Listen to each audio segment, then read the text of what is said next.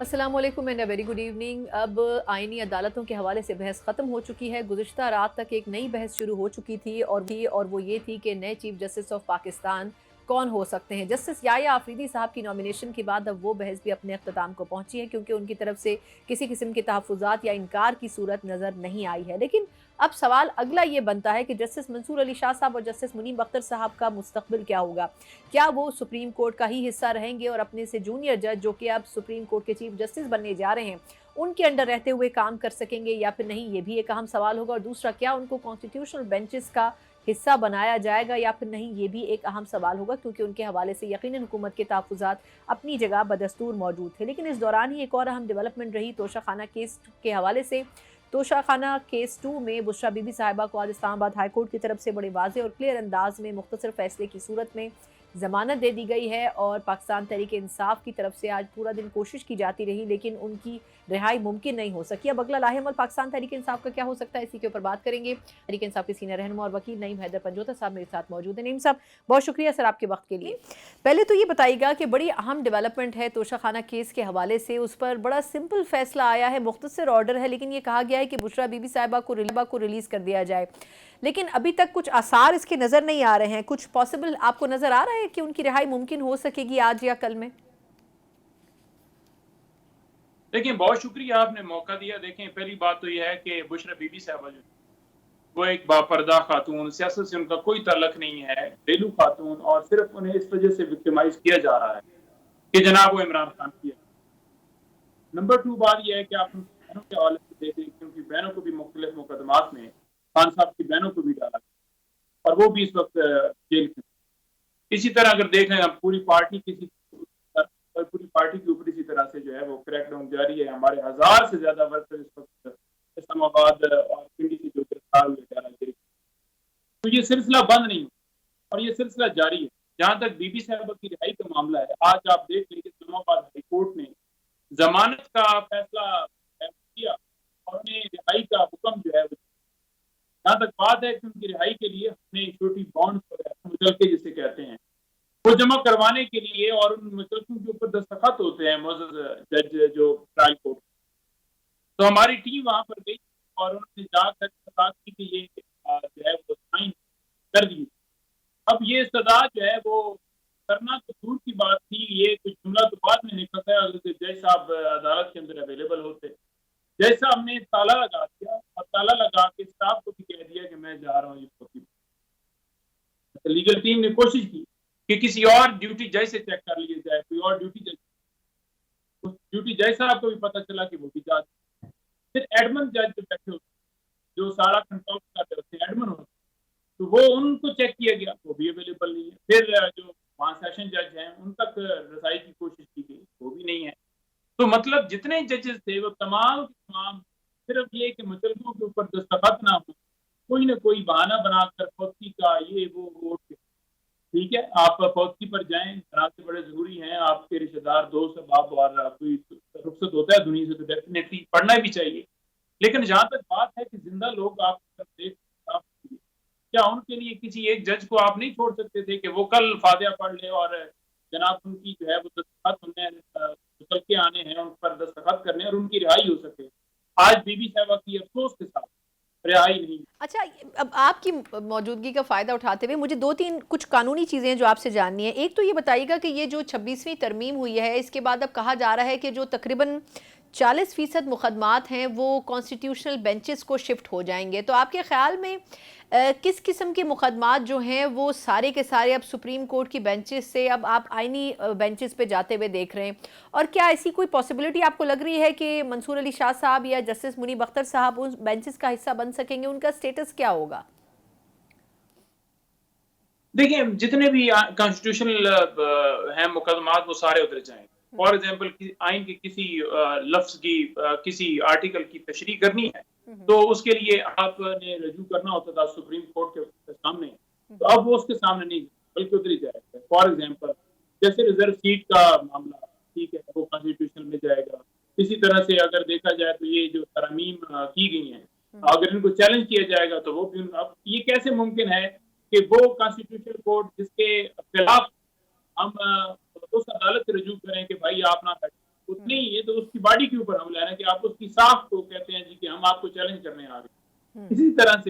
اسی طرح سے باقی جتنے مقدمات فار ایگزامپل عمران خان صاحب کے حوالے سے یا باقی ملٹری ٹرائل جو ہے اس کے حوالے سے ایک سپریم کورٹ کے اندر اپیل دائر کی تھی حکومت جو 7 رکنی بینچ سے گئی. پہلے 5 رکنی بینچ نے یہ فیصلہ کیا تھا کہ ان کا ملٹری ٹرائل نہیں ہو سکتا. اب وہ جو اپیل ہے وہ بھی اس کانسٹیٹیوشن بینچ کے سامنے چلی جائے گی. اور اسی طرح سے طریقے سے جتنے ہی اپیلیں یا جتنے مقدمات کانسٹیٹیوشن ریلیٹ کے سپریم کورٹ میں پینڈنگ ہیں وہ سارے کے سارے اٹھا کر جائے. 63 کا معاملہ جیسے پچھلے دن آیا کہ ایک جماعت دوسری جماعت میں جاتا ہے بندہ تو اس کا ووٹ کاؤنٹ ہوگا. تو اسی طرح کی نوعیت کے یا باقی 90 دن کے اندر الیکشن ہونا ہے وہ چیز ایک چیز. اب ہر چیز جتنے امپورٹنٹ معاملات ہیں میرا خیال میں نکاح طلاقوں والے یا کسی کے کرائے کے مکان کا کوئی مسئلہ ہے وہی سپریم کورٹ کے پاس رہ جائیں گے یا کوئی 302 کا کرمنل میٹر ہے کسی نے مرڈر کر دیا ہے 324 کر دیا ہے. اس کے علاوہ باقی تمام مقدمات جو ملکی لیول کے ہیں جو آئینی نوعیت کے معاملات ہیں صوبوں کے معاملات وہ سارے کے سارے آئین کے اوپر حملے کے ہیں یا کوئی بھی ایسی چیز وہ سارے کے سارے سپریم کورٹ میں کانسٹیٹیوشنل بینچ کے سامنے چلے جائیں گے. تو وہاں پر کانسٹیٹیوشنل بینچ بنانے جا رہے ہیں وہ بڑا اہم ہے. وہ اس وقت کی جو حکومت ہے وہ جو خود لیجیٹیمیٹ ہی نہیں جو سارے خود چور. اب دیکھیں جو چیف جسٹس کا انتخاب کرنے والے لوگ کل اگر آپ ان کی لسٹ دیکھیں کہ ان کے اندر کون لوگ تھے تو وہ موسٹلی جو وہ لوگ بیٹھے ہوئے تھے جو اپنے حلقے ہی ہارے ہوئے 50 ہزار. وہ لوگ چیف جسٹس کا انتخاب کر رہے ہیں اور وہ کیا انصاف کرنے والا پھر چیف جسٹس انصاف دے پائے گا ملک کو بلکہ وہ تو ان کی فیور کرے گا جو اس کو سپورٹ کر رہے ہیں جو جماعت سپورٹ کرے گی کیونکہ یہ جماعت کے اوپر ڈیپینڈ کر دیے گئے کہ جو جماعت اقتدار میں ہوگی وہ اپنی مرضی کے مطابق ہائی چیف جسٹس لگائے گی ہائی کورٹ کے کانسٹیٹیوشن بینچ کے ججز لگائے گی یا کانسٹیٹیوشن کورٹ جو ہے وہ سپریم کورٹ میں کانسٹیٹیوشن بینچ جو ہے وہ بنے گے سپریم کورٹ میں ان تمام کے ججز وہ ایک جو خود ہی چور ہیں وہ کیسے انصاف فراہم کر سکتے ہیں کہ آپ ان کے سامنے معاملہ رکھتے ہیں اور وہی کہیں کہ وہ ہم نے اب چیف بھی لگانا اور ہم نے کانسٹیٹیوشن بینچ بھی بنانا. بالکل ٹھیک.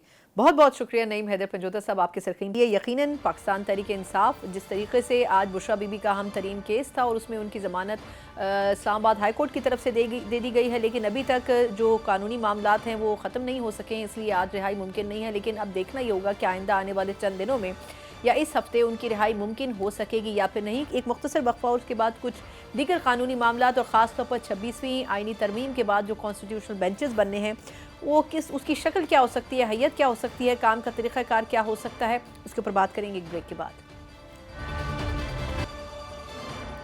بریک کے بعد ایک بار پھر آپ کو خوش آمدید کہتے ہیں. جہاں پاکستان تحریک انصاف کو بظاہر یہ لگتا ہے کہ بشرا بی بی کی ضمانت اور ان کی رہائی ممکن نظر نہیں آتی ہے لیکن اس کے باوجود بھی اب لگ یہ رہا ہے کہ آئینی اور قانونی معاملات کے حوالے سے پاکستان تحریک انصاف بہت زیادہ امیدیں باندھنے کی پوزیشن میں سپریم کورٹ سے کم از کم نہیں ہوگی کیونکہ جسٹس یحییٰ آفریدی صاحب کی تعیناتی کے بعد نہ تو حکومت کی طرف سے اور نہ ہی پاکستان تحریک انصاف کی طرف سے کوئی ان کے حوالے سے منفی بات کی گئی ہے. لیکن یہ ضرور کہا جاتا رہا کہ جسٹس منصور علی شاہ صاحب پاکستان تحریک انصاف ان کو ہی نیا چیف جسٹس دیکھ رہی ہے. لیکن یہ بحث یہاں پر ختم ہوتی نظر نہیں آ رہی ہے کیونکہ یہ جو 2 سینئر ججز ہیں جسٹس منصور علی شاہ صاحب اور جسٹس منیب اختر صاحب ان کے حوالے سے ان کی کیا پوزیشن ہوگی آیا سپریم کورٹ میں یا پھر آئینی کورٹس میں یا آئینی بینچز میں وہ ابھی تک واضح نہیں ہے. یقیناً یہ ایک پیچیدہ مرحلہ ہے لیکن اس حوالے سے دونوں ججز بظاہر اس وقت خاموش نظر آتے ہیں. کیا قانونی طور پر رخ اختیار کر سکتی ہے عدلیہ کی نئی شکل اور سیاسی طور پر حکومت کی کیا حکمت عملی ہوگی اس پر تجزیہ جاننے کی کوشش کریں گے.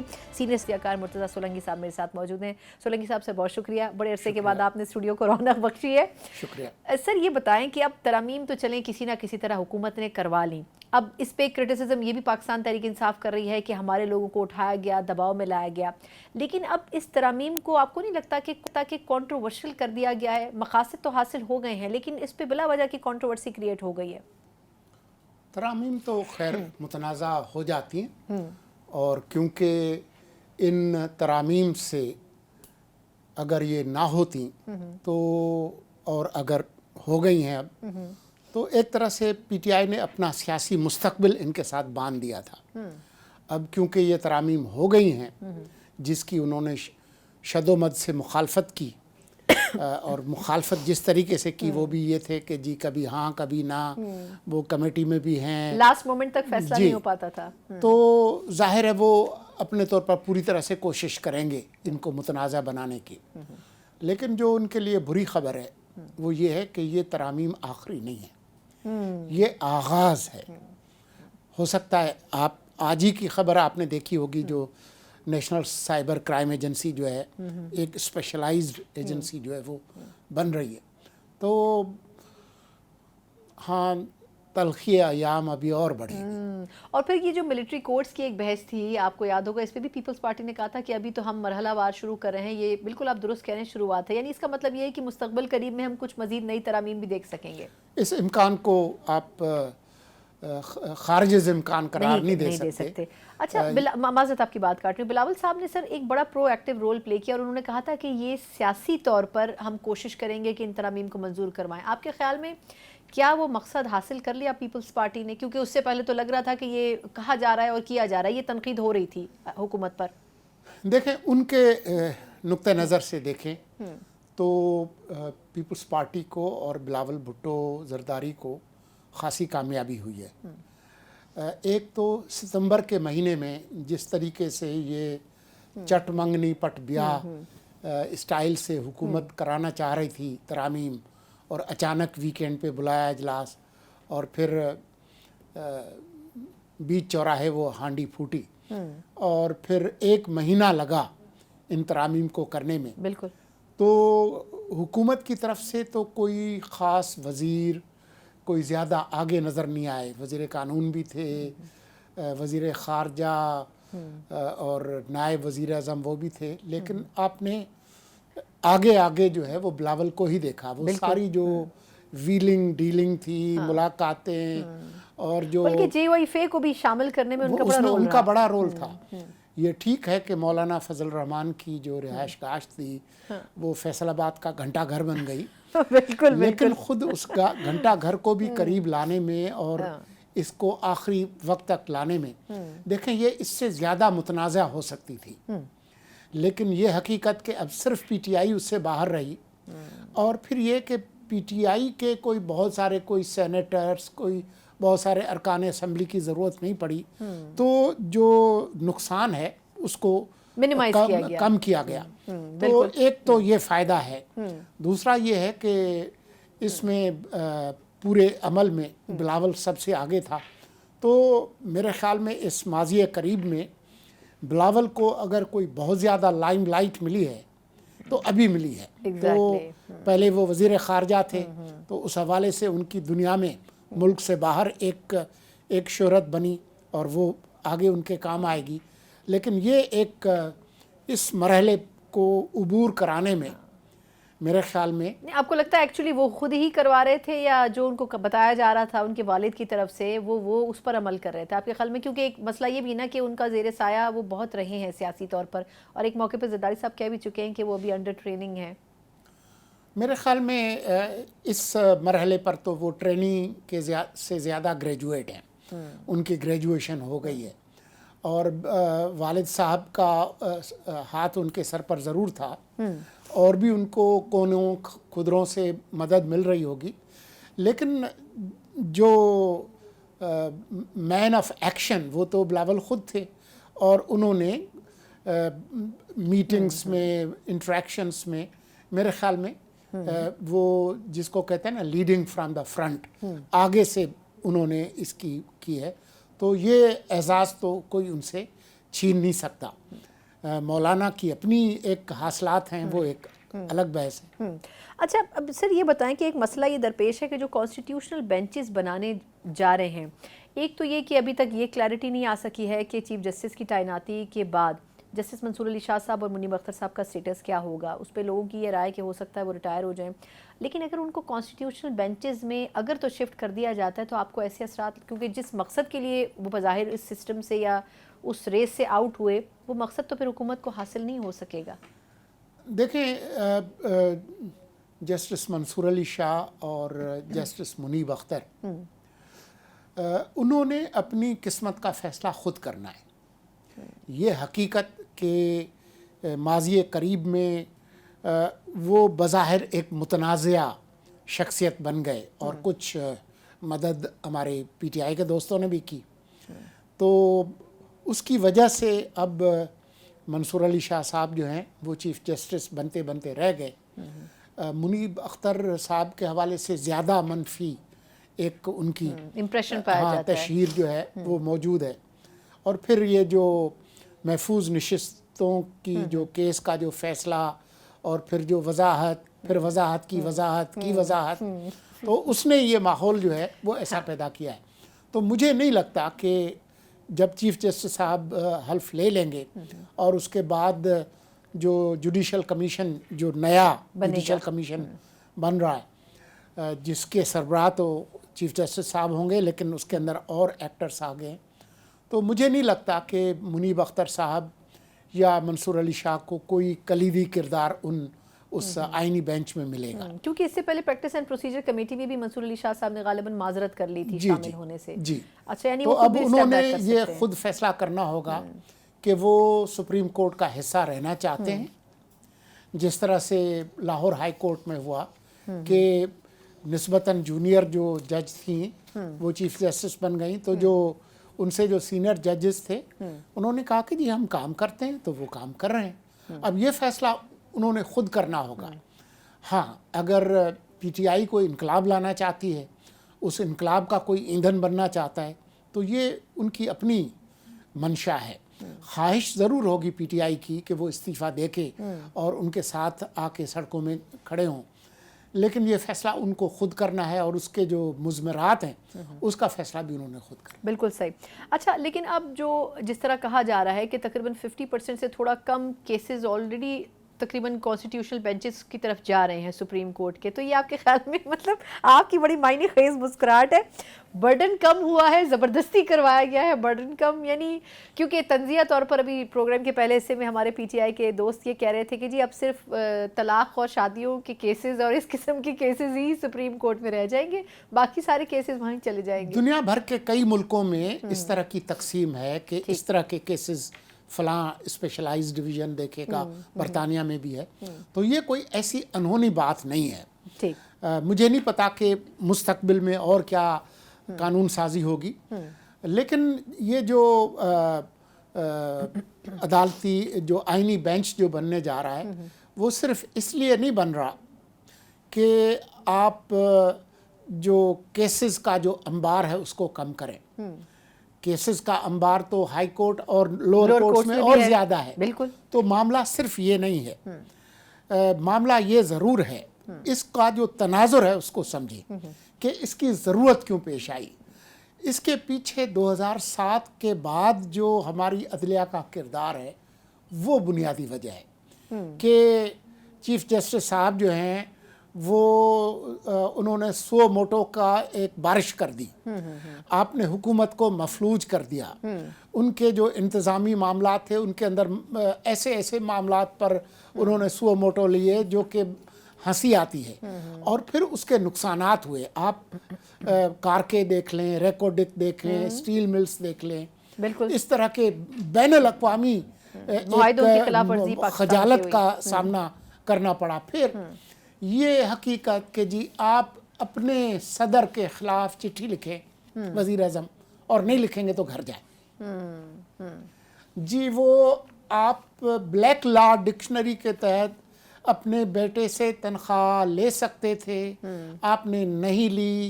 وہ ریسیویبل انکم جو ہے اس کے اگینسٹ آپ جو ہے صادق امین نہیں ہے، آپ گھر جائیں.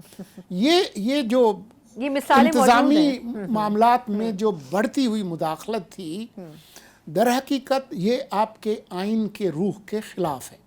آپ اپنا آئین کھولیں اور جو اس کا دیباچہ یا تمہید یا جو ابتدائیہ ہے اس کو اگر پڑھیں تو اس میں کیا لکھا ہے کہ پوری کائنات پہ حکمرانی اللہ تعالیٰ کی ذات کی ہے، زمین پر اس کا اختیار عوام اپنے منتخب نمائندوں کے ذریعے کریں گے. بالکل. یہ نہیں لکھا کہ وہ عوام اپنا اختیار جو جج کا جبہ پہنے ہوئے سیاستدان جو ہے اس کو استعمال کریں گے. بالکل صحیح. ٹھیک ہے نا، پالیٹیشینس ان جوڈیشل روبس وہ نہیں کریں گے. اگر سیاستدان آج کوئی غلط ترمیم کر لیں، کوئی غلط فیصلہ کر لیں، آپ اور میں، ہمارے پاس یہ اختیار ہے کہ ان پر تنقید کریں، ان کے خلاف ووٹ دیں، اس سے بہتر لوگوں کو لے آئیں. ٹھیک جو غیر منتخب افراد اور ادارے ہیں ان کے پاس طاقت عوام کی تقدیر کے فیصلے نہیں ہونے چاہیے. تو یہ جو آئینی بینچ جو ہے بنیادی طور پر جو بنیادی آئینی سیاسی معاملات ہیں ان کے حوالے سے ہیں. تو جو جوڈیشل کمیشن ہوگا جس میں سول سوسائٹی بھی ہوگی, پارلیمنٹیرینس بھی ہوں گے, وہ ذرا جان چھان پھٹک کے وہ ایسے ججز کو لگائیں گے نا جو اس طرح کی حرکتیں نہیں کریں گے جس کی وجہ سے وہ ہو. تو بنیادی جو تناظر ہے وہ جوڈیشل اوور ریچ ہے. یہ نہیں ہے کہ جی کیسز زیادہ ہو گئے ہیں, یہ بھی ایک فیکٹر ہے لیکن بنیادی فیکٹر نہیں. بالکل صحیح. اچھا سر, ایک اور چیز جو کہ پچھلے کچھ دنوں کے دوران محسوس بھی ہوئی اور اس پر ہم بات بھی کرتے رہے ہیں کہ اس پورے سیناریو میں پاکستان تحریک انصاف کو کٹ آؤٹ کر دیا گیا بانی چیئرمین سے ملاقاتوں سے, اور ان کی طرف سے یہ کہا گیا کہ یہ جان بوجھ کر کیا جا رہا ہے, ان سے جو بھی ہم نے مطلب آرڈرز لینے ہیں یا جو لائنز جن کے اوپر پی ٹی آئی نے چلنا ہے. تو اب آپ کے خیال میں آج بڑی ایک اہم خبر رہی بشریٰ بی بی صاحبہ کے حوالے سے کہ ان کو بھی ضمانت مل گئی تھی توشہ خانہ 2 میں, لیکن ان کی رہائی ممکن نہیں ہو سکی. آپ کے خیال میں اس وقت کے سینیریو کو مد نظر رکھا جائے تو اگر پی ٹی آئی سے بات کریں تو وہ یہ کہہ رہے ہیں کہ یہ رہائی ویسے بھی ممکن نہیں ہو سکے گی, پہلے ہی مطلب وہ سسٹم اور کورٹس کے اوپر ایک بڑا کویسچن مارک ریز کر رہے ہیں. تو آپ کے خیال میں اب اس کے اوپر پورا عدلیہ کا ایک سسٹم نیا بننے جا رہا ہے, تو یہ کس طرح ہینڈل کرے گی حکومت؟ خان صاحب سے بھی ملنے نہیں دے رہے ہیں اور پھر ان کیسز میں ضمانتوں کے اوپر کچھ اثر بھی نہیں ہو رہا. دیکھیں میرے علم میں نہیں ہے کہ جو وجوہات ہیں خان صاحب سے نہ ملنے کی وہ کیا ہیں. وہ سیکیورٹی ہے, فلاں ہے, ڈھمکا ہے, لیکن بنیادی بات جو ہے نا وہ یہ ہے کہ خان صاحب اڈیالہ کے اندر ایک انقلاب کا ہیڈ کوارٹر بنا کے بیٹھے ہیں. وہ وہاں سے مستقل اس نظام کو عدم استحکام کا شکار کرنے کی کوشش کر رہے ہیں. انہوں نے خیبر پختونخوا کی حکومت کی مشینری کو استعمال کیا اپنے ملک کی وفاقی دارالحکومت پر چڑھائی کرنے کی, ایک دفعہ نہیں, 2 دفعہ نہیں, کئی مرتبہ. اور وہ تو ابھی بھی کہہ رہے ہیں کہ ہم اس کے خلاف احتجاجی تحریک چلائیں گے. ہاں, تو بات یہ ہے کہ جو بنیادی وجوہات ہیں وہ یہ ہیں, اور یہ وجہ کہ ایک آپ کے پاس پارلیمنٹری پارٹی ہے, وہ ایک فیصلہ کرتے ہیں, خان صاحب ادھر سے اس کو الٹ دیتے ہیں. تو جمہوریت کی بات کرنا آسان ہے لیکن یہ بالکل ایک کلٹ ورشپ جو ہے, ایک شخصیت پرستی, اور کیونکہ ان کی جو ذاتی مستقبل ہے وہ خطرے میں ہے تو وہ یقینی بنائیں گے کہ اس ملک کا جو مستقبل ہے, جو مستقبل کا جو سیاسی نظام ہے, اس میں جب تک خطرے میں نہیں ڈالیں گے میری جان نہیں بچے گی. تو یہ تناظر جو ہے وہ ضرور دیکھنا چاہیے. جو قانونی موشگافیاں ہیں وہ اپنی جگہ ہیں, لیکن سیاسی طور پر اب پاکستان تحریک انصاف کو خود فیصلے کرنے پڑیں گے. بہت بہت شکریہ مرتضیٰ سولنگی صاحب سے گفتگو میں نہیں چلتا ہے, لیکن جو صحیح لوپ ہولز ہیں, چاہے اس حکومت کی طرف سے کیے ہوئے اقدامات ہوں یا پاکستان تحریک انصاف سے ہونے والی غلطیاں, اس کی بڑی واضح انہوں نے نشاندہی کی. ایک مختصر وقفہ, اس کے بعد جہاں نون لیگ کی طرف سے اس بات کے کامیابی کے دعوے تو کیے جا رہے ہیں کہ 26ویں آئینی ترمیم میں ایک بہت بڑا مرحلہ اس حکومت نے عبور کر لیا ہے, وہیں دیکھنا یہ ہوگا کہ ان سے کچھ غلطیاں بھی سرزد ہوئی ہیں اور خود نون لیگ کے پرانے رفقا اس کے اوپر کیا رائے رکھتے ہیں. ان سے بات کریں گے ایک بریک کے بعد. بریک کے بعد ایک بار پھر آپ کو خوش آمدید کہتے ہیں, جہاں اس وقت کی حکومت کے لیے بہت اچھے دن نظر آ رہے ہیں کیونکہ عدلیہ کے حوالے سے جو بڑی میجر ترامیم انہوں نے کرنی تھی وہ یہ کر چکے ہیں. اس میں اپوزیشن جتنا بھی چاہے واویلا کرے لیکن کامیابی حکومت کو حاصل ہوئی ہے.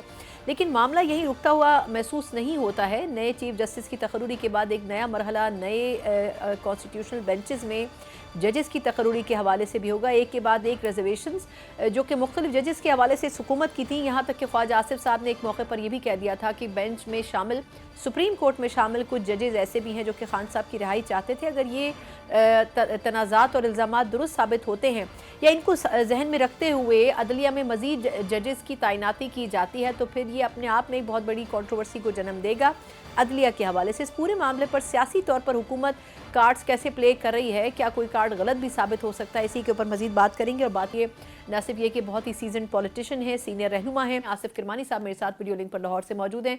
किरमानी साहब बहुत शुक्रिया सर आपके वक्त के लिए।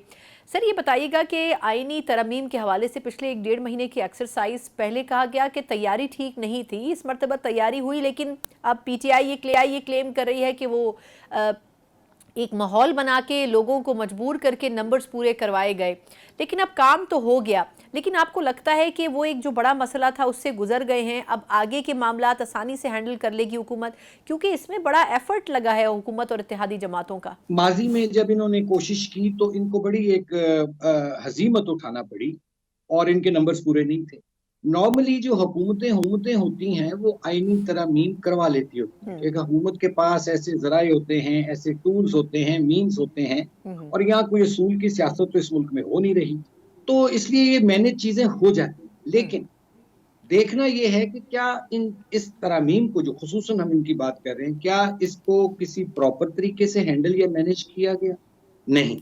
जो अभी तक मालूमात आ रही है मीडिया के जरिए, उससे मतलब कोई कुछ कह रहा है जी मुझे उठा लिया गया, फिर एक सांस में कहता है मुझे उठा लिया गया, फिर कहता है नहीं जी मैंने गलत बयान दिया है। So it's all confusion. अब कमिंग बैक के मुझे ये बताइए कि ये ठीक है, पार्लियामेंट का राइट है आईनी तरमीम करना, लेकिन माजी में पाकिस्तान में आप देखिए जिन जिन इदारों में नामजदगियां की गई, जिन सरबराहों का तकर्रुर किया गया, मैं नाम नहीं लेता, सबको मालूम है किन किन इदारों में नामजदगियां हुई माजी में, और जिन लोगों ने की वही नामजदगियां आगे चलकर उनके गले में पड़ी। देखिए, जहां भी आप कभी मेरिट को वायलेट करेंगे, मेरिट को बाईपास करेंगे, उसके नताइज अच्छे नहीं निकलते, नंबर 1।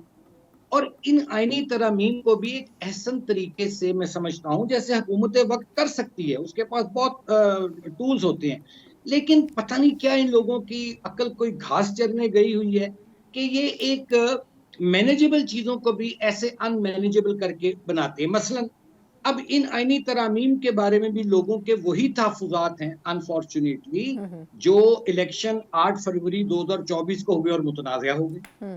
अच्छा, तो फिर सबसे इम्पोर्टेंट बात ये है कि देखिए ये क्या बात हुई कि मेरी जुडिशरी, मेरा बंदा, मेरी अदलिया, मेरी इस्टेब्लिशमेंट, भाई मेरिट को एक तरफ आप दावा करते हैं जी मेरिट का, रूल ऑफ लॉ का दावा करते हैं, इंडिपेंडेंस ऑफ जुडिशरी का दावा करते हैं, जिसके लिए आप लोगों ने तहरीकें भी चलाई, जिसका मैं भी हिस्सा एक जमाने में रहा, रूल ऑफ लॉ की 2009 की बात कर रहा हूँ, इफ्तिखार चौधरी के जमाने। क्या नतीजा निकला मुझे बताइए। कहने का मेरा मतलब ये है कि मेरिट के ऊपर की गई चीजें जो होती हैं वो देरपा भी होती हैं और वो मुल्क और कौम के मफाद में होती हैं। अच्छा, आखिरी बात मुझे ये बताइए कि इन आईनी तरामीम से जिस तरह एक हिजान बर्पा किया गया, क्या इसका अवाम को क्या फायदा पहुंचा, या इससे अवाम को क्या फायदा? नहीं, बिल्कुल ठीक कह रहे हैं, बिल्कुल ठीक कह रहे हैं। मतलब देखिए ना, अवाम के इश्यूज और थे, अवाम के इश्यूज और हैं। अवाम के इश्यूज है महंगाई है, गुर्बत है, बेरोजगारी है, एक आपका मिडिल क्लास का यूथ बेरोजगार फिर रहा है। आप तो ऐसे डोंगरे बजा रहे हैं और मुबारकबादें एक दूसरे को दे रहे हैं कि शर्म आनी चाहिए इन लोगों को कि भाई एक आईनी तरीका था, चलिए आपने कर लिया, जैसे भी आपने जो खबरें आ रही हैं जिस तरह भी उसको भोंडे तरीके से किया, हो गया। क्या आईनी तरामीम जो हैं वो पाकिस्तान के 26 करोड़ अवाम का पेट भरेंगी, उनके बिजली के बिल अदा करेंगी ये आईनी तरामीम? ये आईनी तरामीम उनके वालिदैन की दुआएं सस्ती कर देंगी? ये आईनी तरामीम क्या उनके बच्चों की तालीम सस्ती कर देंगी, बिजली के बिल सस्ते कर देंगी, सुई गैस के बिल सस्ते कर देंगी? मैं तो समझता हूँ जी कि ये एक पावर पॉलिटिक्स है। इन्होंने अपने इक़्तिदार को की मजबूती के लिए, उसको दवाम बख्शने के लिए, इन्होंने एक अच्छे भले इदारे को जिसकी थोड़ी बहुत कुछ साख थी भी, उसको भी डिवाइड किया और अपनी मर्जी के फैसले लेना चाहते हैं। अब देखिए ना, एक मैं गुजारिश करता हूँ कि अब इसमें फिर बैलेंस भी नहीं है। यानी आपने जो मेंबर हैं उसकी जो कमेटी के, पार्लियामेंट्री कमेटी के, जिन्होंने फैसला दिया, आप खुद देख लीजिए, वहां एग्जीक्यूटिव गवर्नमेंट जो है उसकी वहां नुमाइंदगी ज्यादा है। तो ये तो एक अपनी मर्जी की एक अदलिया बनाने की कोशिश है। ठीक है, फाइन, लेट्स मूव ऑन। क्या हो सकता है जी? इस वक्त ये इक़्तिदार में हैं और कानून जो है इनकी ہاتھ کی چھڑی اور جیب کی گھڑی ہے، کرتے رہیں جو کرنا، لیکن اس سے عوام کا میں سمجھتا ہوں کوئی فائدہ ہے تو مجھے بتا دیجیے۔ اچھا لیکن اپنے ذاتی فوائد کے لیے، اپنے ذاتی مفاد کے لیے انہوں نے یہ کیا ہے جو بھی کیا ہے۔ ہاں پارلیمنٹ ان کے نمبرز تھے، انہوں نے جیسے تیسے بھی پورے کیے، لیکن میں سمجھتا ہوں کہ کوئی بھی کسی کا بندہ نہیں ہوتا ثنا بی بی۔ یہاں ماضی کی میں نے مثالیں دی ہیں، جو اپنے بندے سمجھ کے لائے ان بندوں نے کیا کیا، اب ایک اور تجربہ آپ نے کیا ہے تو بسم اللہ، مبارک ہو۔ صحیح۔ اچھا سر، اب یہ آپ خود بھی قانون کو سمجھتے ہیں، اب بظاہر عدلیہ میں 40% کے قریب کیسز ہیں جو کہ اب کانسٹیٹیوشنل بینچز کو چلے جائیں گے، اور سپریم کورٹ میں جو روٹین کے مقدمات ہیں وہی اب سنے جائیں گے، تو بظاہر تو لگتا ہے کہ بہت بڑا بوجھ چاہتے نہ چاہتے ہوئے کانسٹیٹیوشنل بینچز کے ہینڈ اوور کر دے گی سپریم کورٹ۔ اور آپ درست کہہ رہے ہیں کہ وہ جو مسائل سارے پیدا ہوتے ہیں وہ حکومت کے حوالے سے وہ سارے کے سارے کانسٹیٹیوشنل بینچز کو چلے جائیں گے۔ اب اس میں جو طریقہ کار ہے، آپ کو کیا لگتا ہے کہ اس میں بھی انٹروین کرے گی حکومت ججز کی تعیناتی کے حوالے سے کہ کون اس کو ہیڈ کرے گا؟ کیونکہ سارے آئینی معاملات اور اس قسم کی چیزیں تو ادھر ہی جا رہی ہیں۔ ان کا ثنا بی بی یہ جو انہوں نے ترامیم کی ہیں، اس کا مقصد ہی ہے کہ ان کی یہ میلافائڈی انٹینشنز ہیں۔ یہ میں نے تو پہلے عرض کر دیا کہ یہ چاہتے ہیں اپنے اقتدار کو طول دینے کے لیے، اقتدار کو دوام بخشنے کے لیے، کہ اپنی عدلیہ اپنی مرضی کے ججز ہوں، اپنی مرضی کے فیصلے ہوں، لیکن ایسا ہوتا نہیں ہوتا۔ ماضی میں کبھی ایسا ہوا نہیں ہے۔ اگر ماضی میں اپنی عدلیہ اور اپنے فیصلے کا جو قانون جو خواہش ہے اگر وہ پوری ہوتی تو پھر یہاں نہ ضیاء الحق صاحب تشریف لاتے، نہ یہاں پرویز مشرف صاحب تشریف لاتے، پھر یہاں جمہوریت پنپ رہی ہوتی۔ یہ ایک ڈنگ ٹپاؤ قسم کے ارینجمنٹس ہوتے ہیں، وقتی ارینجمنٹ، جس سے آپ اپنی دل کو تسلی دے دیتے ہیں۔ آپ کا خوف اگر ہے کسی سے تو وہ خوف میں شاید وقتی طور پر کمی آ جاتی ہو، لیکن اس طرح ادارے کو ڈیوائیڈ کیا گیا ہے۔ میں سمجھتا ہوں کہ بجائے اداروں کو اسٹرینتھن کرنے کے، اداروں کو مضبوط کرنے کے، آپ اداروں کو تقسیم در تقسیم کر دیے، تو اس کے لیے میں نہیں سمجھتا اس میں کوئی ان کو ان دا لانگ رن آگے چل کر کوئی اس میں فائدہ ہوگا۔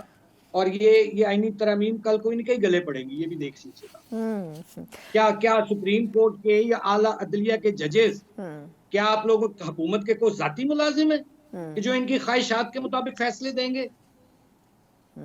درست۔ اس لیے یہ ان کی خواہش ہو سکتی ہے، لیکن میں سمجھتا ہوں کہ انہوں نے ایک اپنے صرف اقتدار کو طول دینے کے لیے، اقتدار کو مضبوط کرنے کے لیے یہ کیا ہے، لیکن میں نہیں سمجھتا کہ اس سے ان کو کوئی دورس نتائج نکلیں گے، نہ حکومت کے لیے نہ عوام کے لیے۔ صحیح۔ اچھا لیکن اب سر کرمانی صاحب مجھے بتائیے گا کہ یہ اب جو ترامیم ہو گئی ہیں اس میں بظاہر تو نون سے زیادہ پرو ایکٹیو پیپلز پارٹی رہی، اس نے کردار ادا کیا اور وہ جماعتوں سے ملتے بھی رہے۔ جے یو آئی فے اس میں کریڈٹ لے رہی ہے کہ ہمارے مسودے کے اوپر کام ہوا ہے اور اصل شکل میں وہی سامنے آیا ہے۔ تو آپ کے خیال میں کیا نون لیگ اس پوری سچویشن میں استعمال ہو گئی ہے؟ کیونکہ پیپلز پارٹی میں جتنا بلاول صاحب نے اس ترمیم کے لیے فٹ ورک کیا، بظاہر شاید نون بھی اتنا نہیں کر سکی ہے۔ تو فائدہ آپ کے خیال میں اصل میں کس جماعت نے اٹھایا ہے؟ دیکھیے فائدہ تو ان سب کو ہوا ہے، جو حکومت کے اتحادی ہیں ان سب کو فائدہ ہوا ہے۔ ہاں بلاول صاحب ذرا تھوڑے پرو ایکٹیو نظر آئے اس میں، اور وہ میں سمجھتا ہوں کہ شاید ان کی ایکسیپٹنس جون سی تھی یا ان کا جو ڈیل کرنے کا طریقہ کار ہے وہ ان نون لیگیوں سے بہتر ہے، کیونکہ ان کے پاس تو کوئی ایسے قداور لوگ اب ہیں نہیں ہیں، مطلب جو زنگ زلود ذہن ہیں ان لوگوں کے ہو گئے ہوئے۔ تو بلاول از نیو فیس، ایک انرجیٹک آدمی ہے، تو میرا خیال ہے کہ انہوں نے خود اس کو آگے کیا، لیکن یہ ان کا جو بلاول صاحب کو بھی کام سونپا گیا تھا وہ ظاہرہ ان کی آپس کی سب کی رضامندی سے ہوا ہے۔ اس میں سارے آن بورڈ تھے، حکومتی اتحادی اور حکومت کے جو لوگ ہیں وہ آن بورڈ تھے۔ وہ زیادہ اچھے انداز میں انہوں نے ڈیل کیا بلاول صاحب نے۔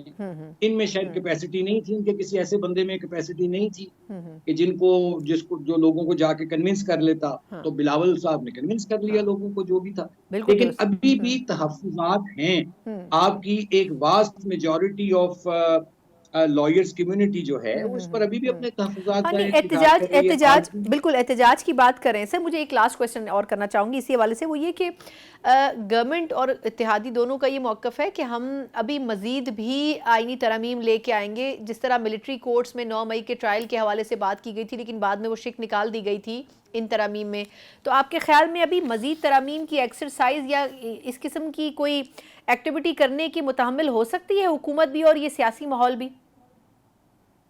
देखें, इनसे कुछ भी तवक्को आप कर सकते हैं। ये बहुत एम्बिशियस लोग हैं, मैं इनको जानता हूँ। ये चाहते हैं कि जो इनकी गिरफ्त जौन सी है वो तमाम इदारे इनकी मुट्ठी में बंद हो, जितना मैं इनको समझता हूँ। मैं नून लीग की बात कर रहा हूँ। लेकिन एक फैसला होता है, एक मैन मेड चीजें होती हैं, एक होती है कुदरत के फैसले। तो कुदरत के फैसले और होते हैं। अब ये कर रहे हैं, इस वक्त हुकूमत में हैं, इनको कुछ नजर नहीं आ रहा, ना दिखाई दे रहा है, कुछ ना सुझाई दे रहा है, और ये समझ रहे हैं कि जो भी ये कदम उठाते हैं वो ठीक उठा रहे हैं। लेकिन मैं समझता हूँ कि इनके इकदाम से जुडिशरी कमजोर हुई है, और इन्होंने एग्जीक्यूटिव ने पार्लियामेंट के जरिए जुडिशरी को एक सबऑर्डिनेट इदारा बनाने की एक मजमून कोशिश की। मैं ये समझता हूँ। बिल्कुल ठीक। बहुत बहुत शुक्रिया आसिफ किरमानी साहब। सीनियरदान यकीनन बहुत से सियासी अदवार अपनी आंखों से देखने वाले शख्सियत हैं, और ये कह रहे हैं कि जो कदम उठाया गया है हुकूमत की तरफ से इन तरमीम की सूरत में, इसके असरात होंगे और मनफी असरात होंगे, और हुकूमत को ख़ुद भी उसके असरात भुगतने पड़ेंगे। लेकिन अब देखना ही होगा कि जिसका क्रेडिट हुकूमत ले रही है, क्या वाकई उसके सही मायनों में मुस्बत नताइज हासिल करने में हुकूमत कामयाब भी हो सकेगी या फिर नहीं। इसी नोट के साथ प्रोग्राम से मुझे इजाज़त दीजिए। अल्लाह हाफ़िज़।